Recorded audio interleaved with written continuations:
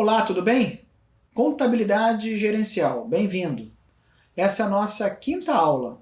E o que eu separei para vocês nessa nossa quinta aula? Nós vamos falar de grau de alavancagem.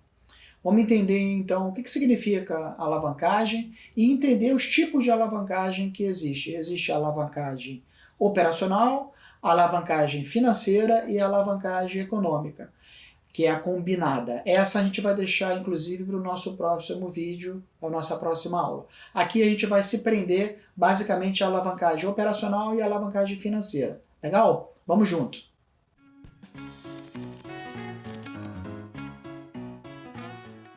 O que é alavancagem? Vamos entender o significado de alavanca, de alavancagem, né?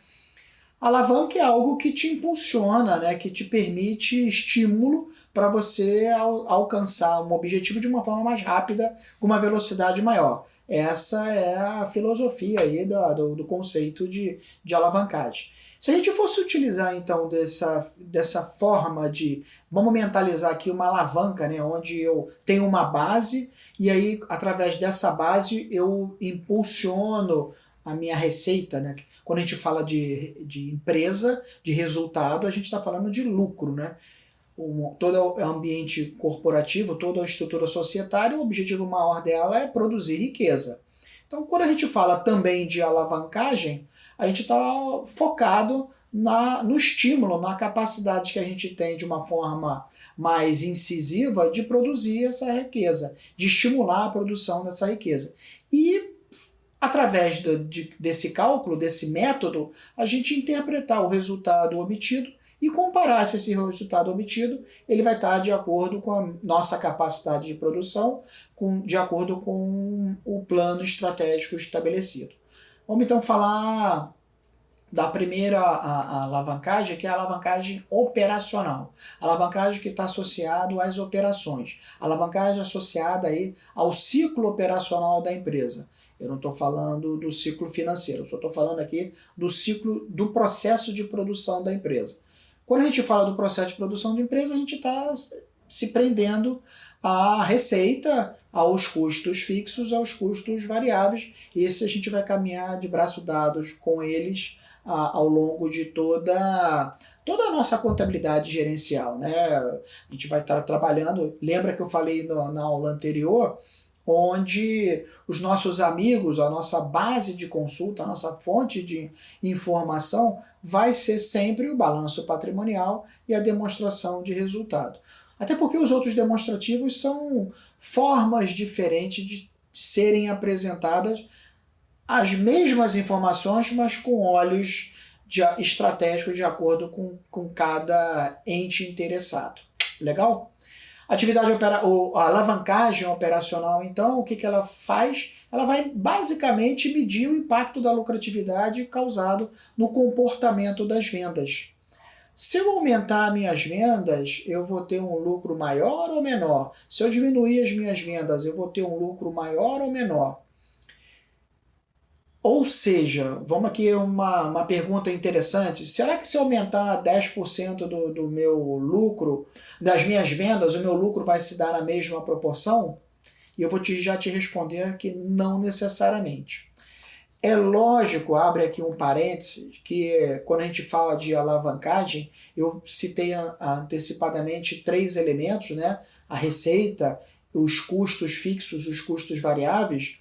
A gente utiliza as informações e aplica o método respeitando a continuidade, a não variação desses elementos. Se eu tenho uma oscilação, por exemplo, dos meus custos fixos, o meu resultado de alavancagem ele vai se dar de forma separada. Mas isso a gente vai tratar ao longo do nosso bate-papo para você melhor entender. O mais importante da alavancagem operacional é a gente entender que ela está associada ao elemento principal, que são os custos fixos. Como o próprio nome diz, e a gente já olhou lá na aula anterior, olha lá, volta à aula anterior para você solidificar esse conhecimento, se você ainda tem dúvida, custo fixo, ele é fixo. Quanto mais eu estimulo a minha produção, mais eu vou diminuir a unidade identificada desse custo fixo se eu for pegar esse montante e for dividi-lo pela minha capacidade de produção. Então, a base da alavancagem operacional é o conceito de custo fixo. Agora, é lógico que esse cálculo que a gente vai utilizar, vai aplicar e identificar a título de alavancagem para estimular o resultado ou não, né? Se eu tiver um prejuízo, da mesma forma eu tenho vou ter um resultado de alavancagem negativa, vai depender de algumas premissas. E uma dessas premissas está associada à capacidade ociosa da empresa. Se a empresa está ociosa, os custos fixos dela vão ser destacados e, consequentemente, o que eu produzir de riqueza não vai cobrir. Sequer eu vou chegar ao meu ponto de equilíbrio ali para garantir a cobertura dos meus custos fixos. Vamos entender melhor, então. Trouxe aqui para vocês na tela um exemplo para facilitar a percepção. Qual seria, né, o impacto se a minha receita aumentasse 10%, considerando esses dados que eu trago para você? Vou ler aqui junto. Eu tenho uma receita de X, o custo variável, um menos o outro, margem de contribuição, menos as despesas fixas, um resultado operacional. E aqui no caso eu estou considerando que para gerar essas informações teve um aporte ali de R$300, números bem simples para facilitar a nossa identificação, chegando a um resultado líquido ali produtivo, operacional de 900 e pouco. Então, mais menos, não vou aqui ficar lendo cada um deles para você. Vamos considerar o seguinte, vamos incorporar a essa base 10% aí de aumento da receita, né? Na parte aqui de baixo a gente está vendo isso. Eu tenho, então, esses dados como base e vou jogar 10% da receita. Ora, 10% em cima de... Eu vou fazer o primeiro junto, né? 10% em cima de 11 quarequequé, eu tenho 12 quarequequé. O custo variável ele também vai sofrer a variação de 10%. A margem de contribuição ela vai ser diferente, né? Vamos acompanhando junto aí. O custo fixo não. O custo fixo ele é fixo. Opa, interessante. Então a gente vai usar ele como alavanca operacional para melhorar a minha performance, melhorar o meu resultado. É esse o conceito da alavancagem operacional. Olha que coisa simples. Vou falar aqui baixinho para ninguém escutar. É o contador gerencial apresentar essa informação para a alta administração e falar o seguinte, ó, chicoteia, aumenta lá a produção e a comercialização respeitando a nossa planta, porque isso vai baratear os nossos custos fixos unitários e, consequentemente, vai estimular o nosso resultado final. Foi o que eu fiz aqui. Então, a gente vai ter o custo fixo constante, o lucro operacional ele vai ser a consequência desse mais e menos, os investimentos eles vão se manter, né? Não vai ter novo aporte, então nem extração dos investimentos. Olha que doideira. Pega ali a diferença de 11.450 para 12 quarequequé, que são os 10%, e agora você pega 913 e compara esse 913 com o resultado final projetado, né? Que a gente está falando de projeção, projetado de 1.700. Você vai chegar aos 94% ali. Olha que doideira. 10% de aumento, mantendo uma constante de custos fixos, tem um resultado final de 94% a mais. Vamos lembrar o nosso querido não, né? Porque há ressalvas, né? Mas o Galvão Bueno, quando ele pergunta lá ao juiz, a regra é clara? A regra é clara. O aumento, no caso da receita, vai gerar um aumento ainda maior no resultado, desde que as premissas se mantenham constantes no que diz respeito ao investimento do custo fixo, ao investimento do capital lá definido. Então isso é muito importante a gente ter isso como resultado. Legal? O inverso também é verdadeiro. Cuidado que também o inverso também é verdadeiro. Olha o que eu estou trazendo aqui para vocês. Assim como o incremento da rentabilidade ele é positivo, gera um lucro positivo, se as variáveis se mantiverem constantes, se tiver um prejuízo, uma redução aí do meu lucro, quer por questão mercadológica, quer por um excesso de descontos que eu estou considerando, quer por um excesso de abatimento de um novo concorrente que esteja chegando, ou de um vendedor inexperiente que tudo que o cliente aperta ele cede como desconto e aí impacta o resultado final, não importa o motivo pelo qual. O interessante é que a recíproca inversa também é verdadeira. Estou trazendo aqui para vocês a constante positiva e negativa. Depois você vê com calma aí que você vai entender muito bem o que eu estou considerando, né? A base para mais, a base para menos. Então vamos ter cuidado. Legal?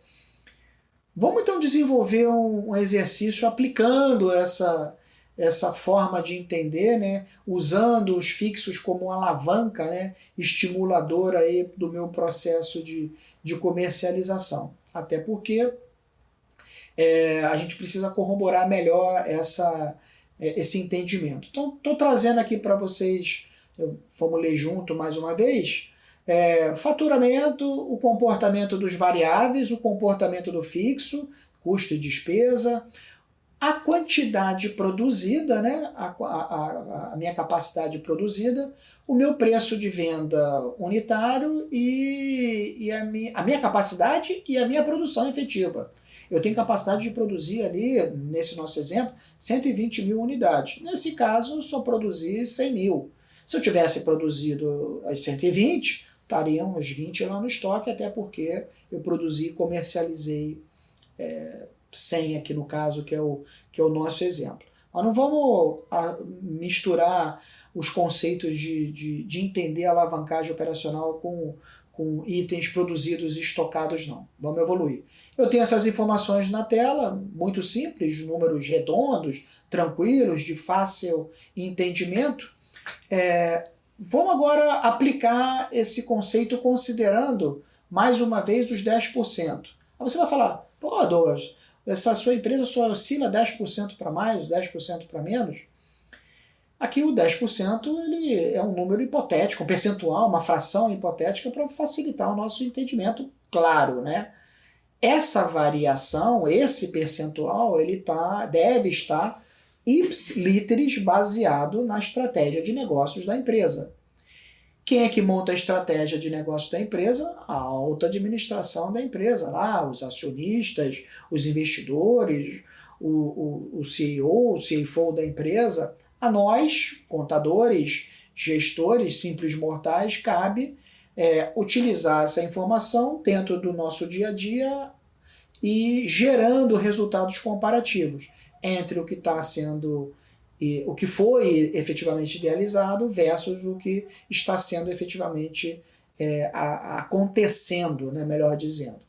No caso aqui, então, 10% é a nossa taxa estabelecida aí. O que acontece na empresa se ela tiver uma variação de receita para mais ou para menos de produção? O número é o mesmo, o cálculo é o mesmo do que a gente viu ali. Os dados são diferentes, né, mas o raciocínio que você tem que estruturar, e aí vai uma dica, é de montar uma DRE, cara. Aqui, o que a gente fez aqui, que é o fator crítico de sucesso, é você estruturar uma DRE. E como é que você estrutura essa DRE? Receita, custo, margem, fixo, resultado operacional.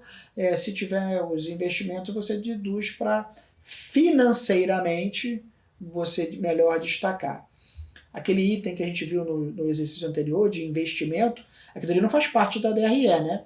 Mas num olhar financeiro, eu considero ele como composição aí da minha rentabilidade para não mascarar o meu lucro se eu tive um aporte de um recurso ao longo do exercício social.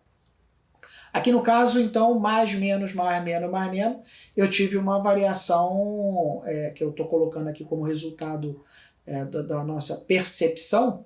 Eu tive uma variação de 10% no faturamento, ela gera uma variação de 40% aqui no meu resultado operacional. Legal? Vamos seguir viagem. Vamos entender então, vamos dar mais um passo e já que a gente está fera de falar de alavancagem operacional, agora vamos criar um indicador. O grande barato de um gestor, a grande proposta de um gestor é se utilizar de indicadores que permitam a ele comparar o comportamento daquele indicador na linha do tempo e até mesmo comparar o comportamento daquele indicador com outros concorrentes. É a historinha que vocês sabem muito bem que eu já citei na nossa, se eu não me engano, na nossa primeira aula, é que não basta você ter lá um número por si só. Se você tem um número, é uma informação. O que fazer com essa informação? É aquele comparativo da sala de aula, né? Se você tira uma nota 9, é uma nota, parabéns. Mas se todo mundo tira 10, você é o pior aluno da classe. E o inverso também é verdadeiro. Se você tira 2, 2 é uma nota teoricamente ruim, mas todo mundo tirou 0, você é o melhor aluno da classe. Então eu preciso, com esses números, estabelecer um indicador, que aí fica mais fácil eu medir e até efetuar o cálculo, né, diante dos demonstrativos apresentados. Aqui no caso, então, a gente está falando do indicador do grau de alavancagem operacional, que ele vai exatamente medir o que a gente acabou de falar, a associação entre a receita produzida versus o lucro líquido produzido. É esse comparativo de um com o outro que vai medir se eu estou no caminho certo, estimulando a venda, aumentando um pouquinho a venda ou aumentando muito a venda, dependendo dessa quantidade de aumento que eu permito na venda, vai aumentar meu variável e pode comprometer o meu custo fixo, né? Se aumentar demais a venda, pode ser que eu tenha necessidade de incrementar meu parque de produção. E aí eu tenho que fazer um investimento. Se eu fizer um investimento no meu parque de produção para estimular a venda, consequentemente, esse grau de alavancagem e a própria alavancagem vai ficar comprometida, porque eu tenho que idealizar um novo modelo, um novo formato, e não tenho mais como comparar essa nova realidade com a posição histórica. Legal? Vamos quantificar, né? Vamos traduzir isso em números. E eu trouxe aqui os mesmos exemplos como forma de facilitar mentalmente a sua interpretação e conectar de uma forma mais lógica o seu raciocínio. Eu estou trazendo aqui os mesmos dados. Agora vamos imaginar que a empresa teve 2 aumentos consecutivos, né? Num primeiro momento, D mais 1, D mais 2, né? Como é que fica esse comparativo respeitando esses aumentos contínuos, né? É importante a gente entender, porque se o aumento for volátil, se ele sofrer uma variação, aí não vai impactar no resultado, não vai ajudar e vai impactar no resultado aí do grau de alavancagem. Mas vamos imaginar, vamos fazer uma projeção daquele conceito de orçamento base zero, né? A gente sempre zerando e começando do novo. Zerando e começando do novo, ou aqui no caso do nosso exemplo, você incorporando 10 mais 10 mais 10 mais 10, lembrando aí da matemática financeira dos juros compostos, né? Juros sobre juros. Aqui é aumento sobre aumento.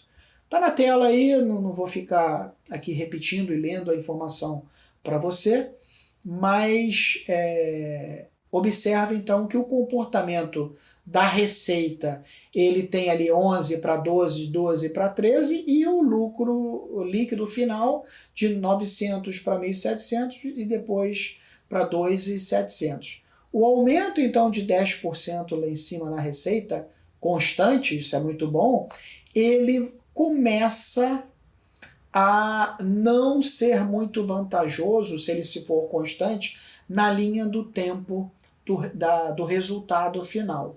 Por quê? Porque aquela alavanca, vamos aqui metaforizar com a alavanca, aquela alavanca que eu utilizava, ela, quando eu a uso pela primeira vez, a mola dela, aí é metáfora, né? A mola dela, ela tá mais rígida do que o segundo uso. No segundo uso, ela já está mais frouxa, então o estímulo, a motivação, ela já não é tão significativa, porque a base da informação, que é o custo fixo, ele está constante. E o aumento das vendas, ele não está proporcional à minha expectativa de receita. Eu tenho que fazer, nesse momento, um aporte da minha capacidade fixa, e aí, consequentemente, vai comprometer o nosso cálculo. Mas aqui eu estou fazendo constante, só quis provar para você essa continuidade do raciocínio. Então a gente tem que chegar a algumas conclusões.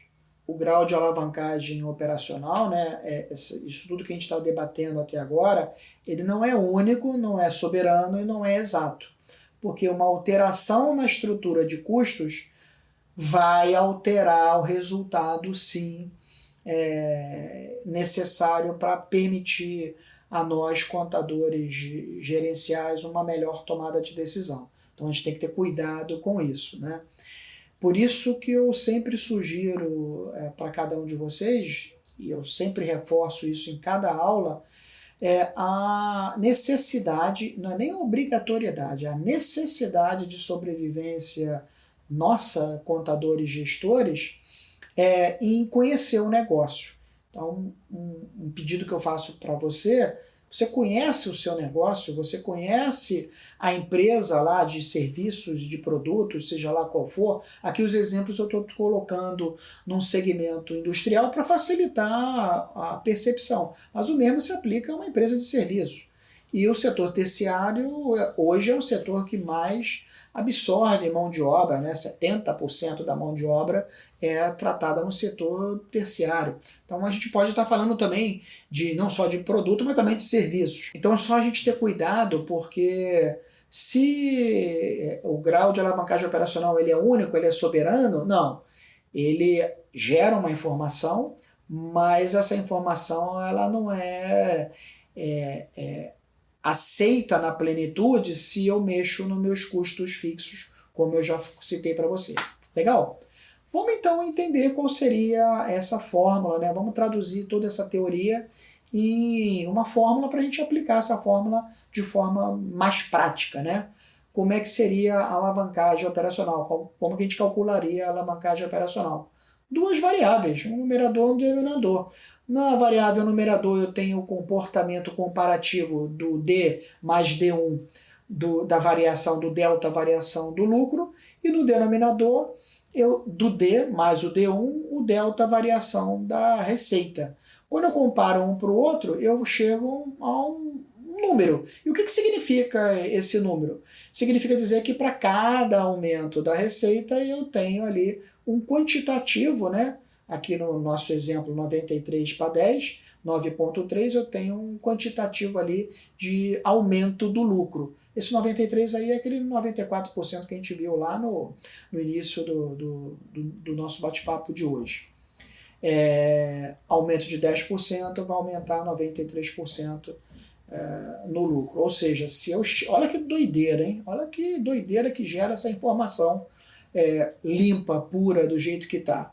Se eu aumentar a minha capacidade de lucro em 20%, da receita, melhor dizendo, em 20%, o meu lucro ele vai explodir exponencialmente. Ele aumenta em quase 200%, 186%, se eu faço um esforçozinho em repassar ali 10% a mais para o cliente, se assim ele permitir aceitar. Isso é muito perigoso, porque então quer dizer que eu vou aumentar meu lucro 10 eu aumento para 94, em 20 eu aumento para quase 200. Cuidado que às vezes o cliente não aceita, ele pula fora, vai no concorrente, gosta do concorrente, e aí você não vai usar para nada o grau de alavancagem. Legal?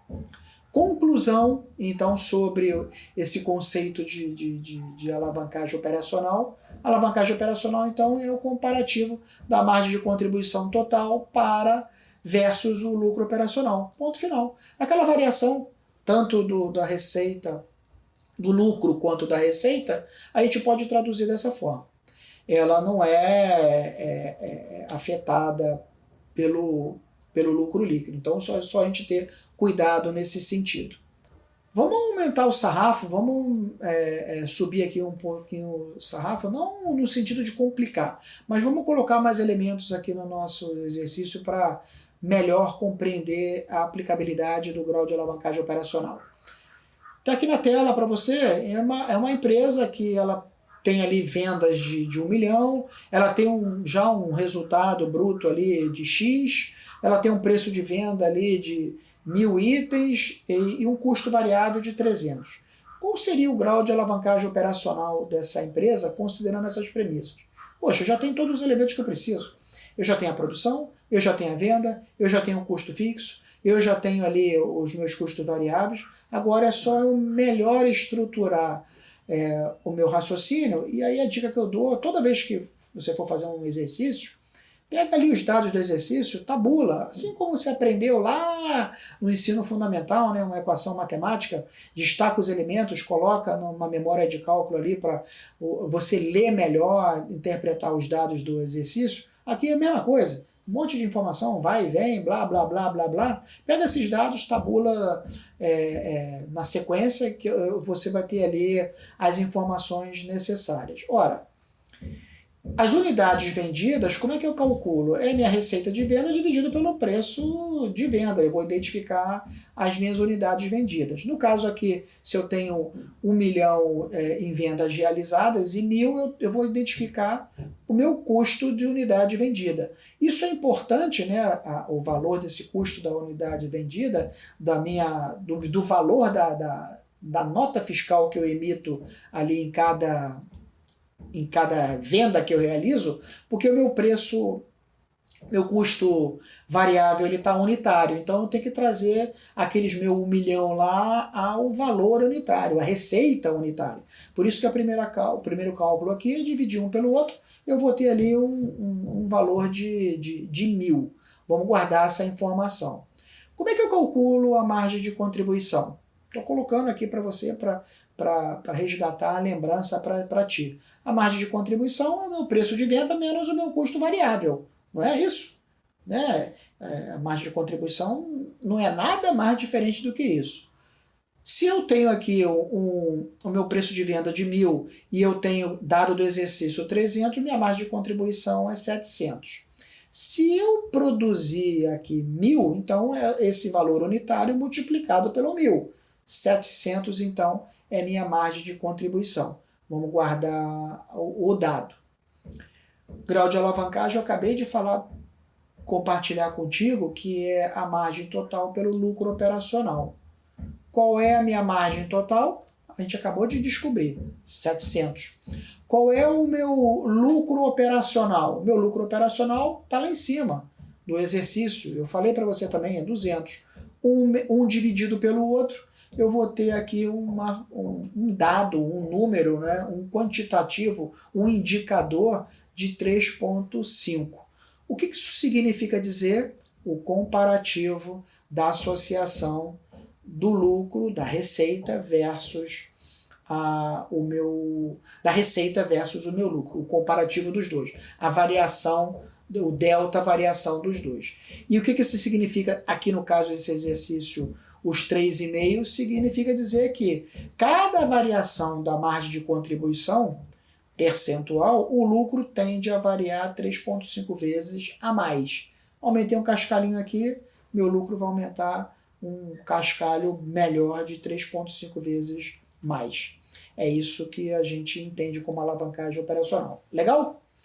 Vamos continuar então, vamos falar agora de alavancagem financeira, né? Vamos entender melhor essa história de alavancagem financeira. Vou resumir.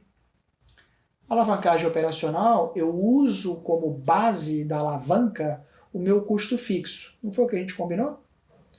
Alavancagem financeira, eu uso como base da alavanca o capital de terceiros. Ponto final. Entendeu? Se entendeu, a gente vai acabar a nossa aula aqui. Porque para captar recursos de terceiros, eu tenho um custo, né?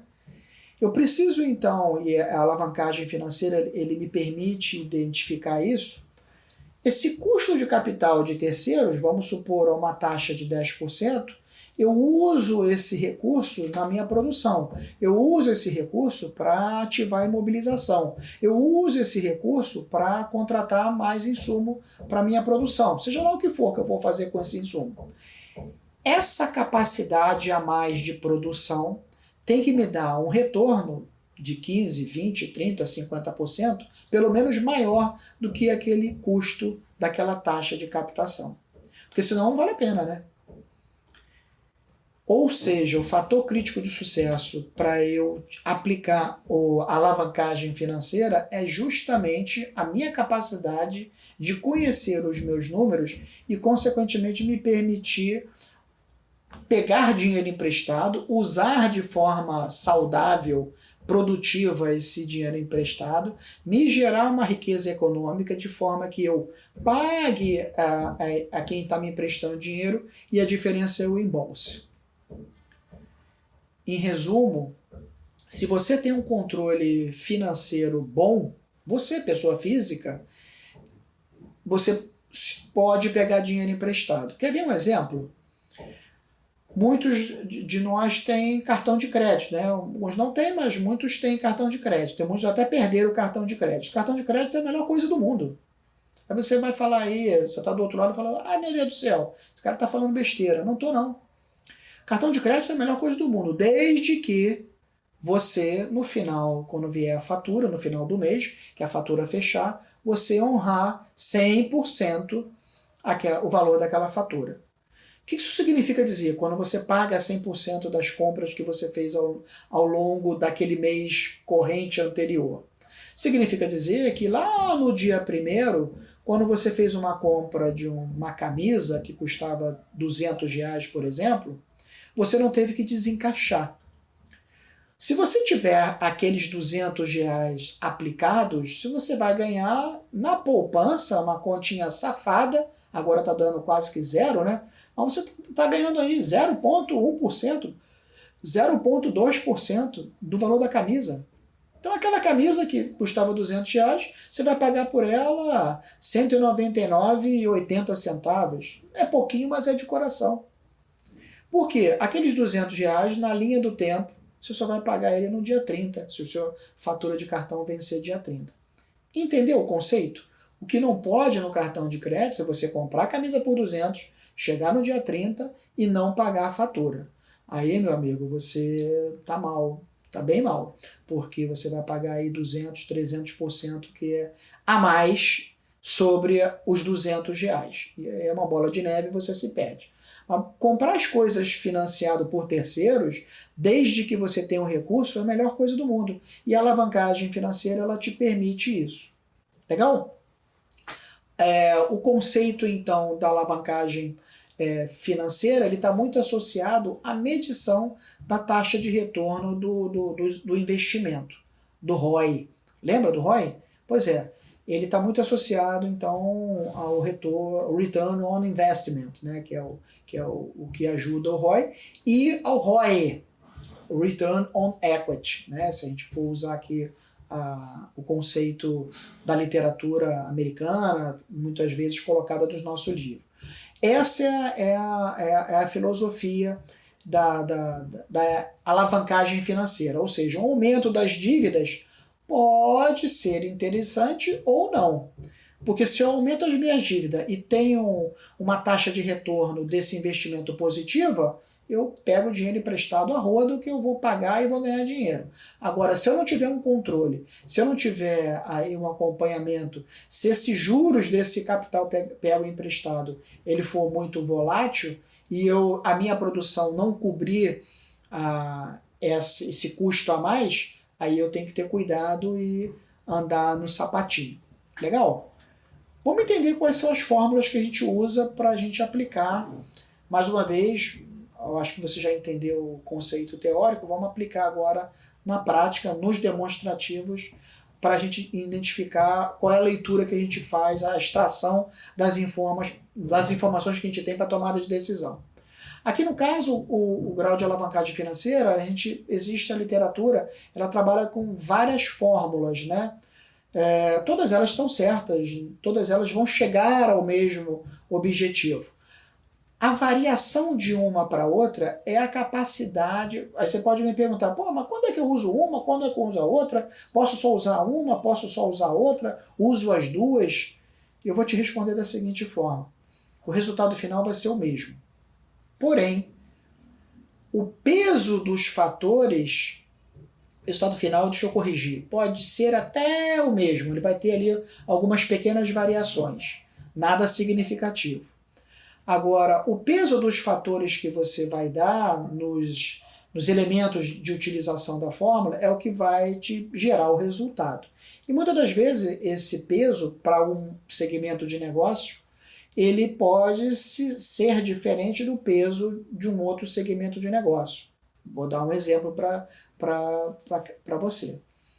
Uma empresa que vive se financiando de capital de terceiros pela natureza dela, né? Uma empresa que desconta muita duplicata, uma empresa que trabalha muito com instituição financeira ali colada pela própria volatilidade do mercado, ela tem que trabalhar com a primeira fórmula aí que a gente vai daqui a pouquinho já falar como é que ela funciona. Agora, aquela empresa que não precisa a todo momento ali, full time, está buscando capital de terceiros, e só por uma questão momentânea, uma questão perene, uma questão estratégica, ela pega esse capital de terceiro e você pode fazer um cálculo mais global se utilizando das demonstrações contábeis, que é a segunda fórmula. Legal? Vamos entender cada uma delas. A primeira fórmula aí que está na tela para você, grau de alavancagem financeira, é o LAGIR dividido pelo LAIR. O que é o LAGIR? O lucro antes dos juros do imposto de renda. Lembrou? Juros. Entrou a palavrinha juros ali. Entrou a palavrinha custo do capital no numerador da fórmula.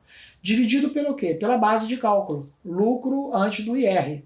O lucro operacional, né? O lucro operacional. A gente destaca aqui o IR porque IR é um tributo que a gente tem que passar associado ao nosso faturamento, que a gente paga, mas não agrega nada ao negócio, né? Então a gente faz o cálculo do lucro operacional para cima, né? A proposta aqui da alavancagem é medir o comportamento operacional e não o operacional da empresa. Se a empresa faz uma venda no imobilizado dela, se esse imobilizado for muito significativo, bom para ela. Só que isso está associado à atividade operacional dela. Bom em parte, né? Porque se eu vendo imobilizado, depois eu não tenho mais produção. Mas eu acho que vocês entenderam o raciocínio. LAGIR sobre LAIR. E a segunda forma, que é o mesmo com umas informações diferentes, né? O retorno sobre o PL dividido aí pelo meu retorno sobre o ativo. E como é que eu acho o retorno sobre o ativo? É o lucro depois do imposto de renda sobre o ativo total. A base de dados é balanço patrimonial e DRE, não muda em nada. Vamos exemplificar. Vamos trazer aqui para um exemplo para a gente melhor compreender e aplicar essas fórmulas.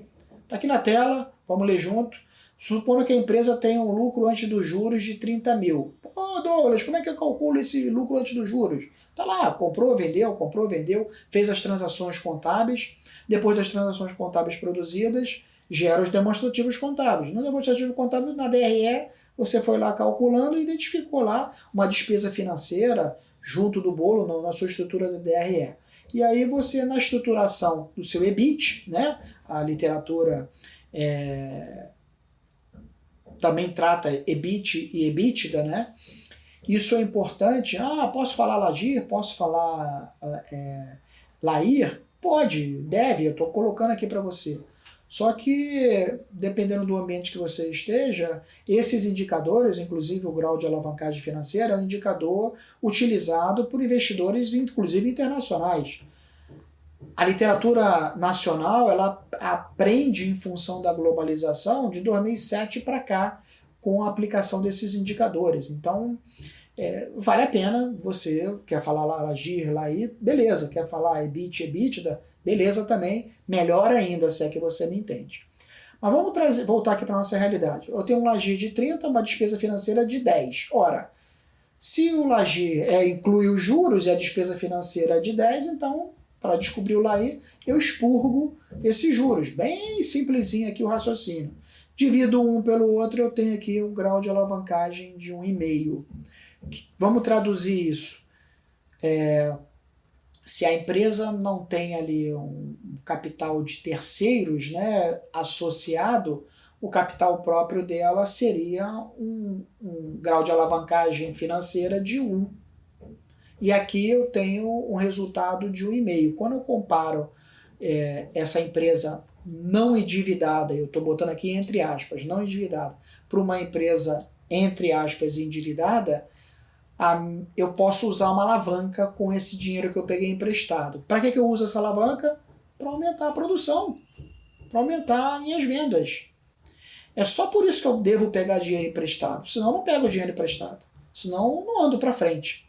Eu só ando para frente se eu tiver um objetivo e se com esse objetivo eu não conseguir andar com pernas próprias. Então, o comparativo aqui de uma empresa com essas mesmas informações, se eu não tivesse ali meu custo de 10 mil de financiamento, o comparativo de um para o outro. Para fechar o raciocínio, vamos aqui a mais esse exemplo.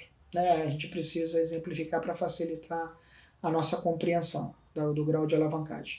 Eu tenho na tela, então, um balanço patrimonial qualquer, uns dados qualquer, e eu tenho uma DRE ali bacaninha, com provisão de R, tudo lindo e maravilhoso, novidade nenhuma para você.